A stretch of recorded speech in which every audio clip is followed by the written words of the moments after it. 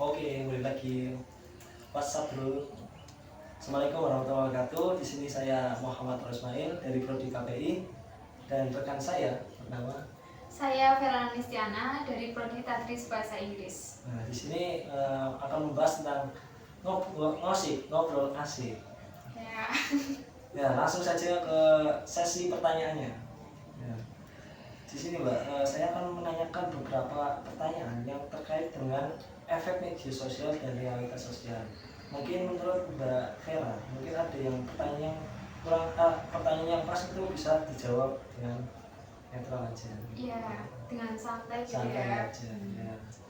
Yang pertanyaan pertama, bagaimana media sosial mempengaruhi masyarakat atau mahasiswa? Mahasiswa aja. Mahasiswa ya. Ya. Bagaimana media sosial mempengaruhi mahasiswa? Ya, sebagai mahasiswa nih. Mahasiswa. Kalau menurut saya media sosial itu ya sangat mempengaruhi karena kita di sini di perantauan ya, yang merantau nih kan nggak ada ini lagi hiburan lain selain medsos. Pasti pulang kuliah bukannya medsos, bahkan di perkuliahan pun buka medsos gitu ya. Jadi ya udah erat banget nih sama kehidupan kita, dan itu berperannya tuh dari banyak sisi, dari gaya lifestyle, gaya hidup, terus misalnya pelajaran, konten-konten belajar, terus juga kuliner, traveling, jalan-jalan gitu ya. Karena dengan kita melihat medsos, terus kita tahu, jadi pengen, dan akhirnya ya itu kita tonton terus, dan kita bahkan sampai mencari yang sesuai nih sama konten itu gitu, kayak ikut-ikutan sama si konten kreatornya gitu. Oke, lanjut ke pertanyaan selanjutnya. Pertanyaan selanjutnya, apakah dampak negatif media sosial itu apa dampak negatif media sosial yang berlebihan? Ya, dampak negatif media sosial yang berlebihan.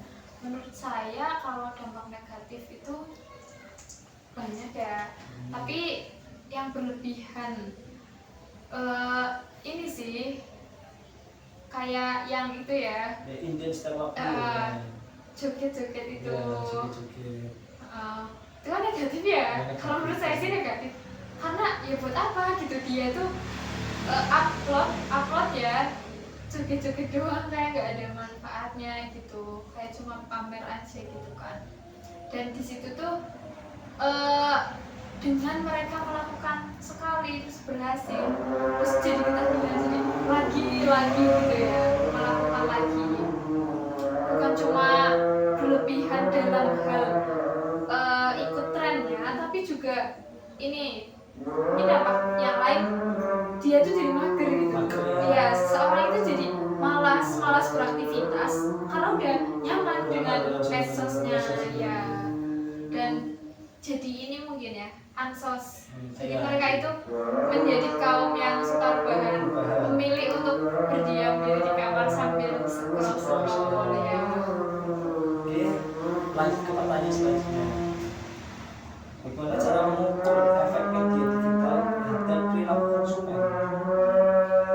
Mengukur efek media digital terhadap perilaku konsumen, ya berarti pas kita tahu ya dia itu setelah melihat konten itu gimana.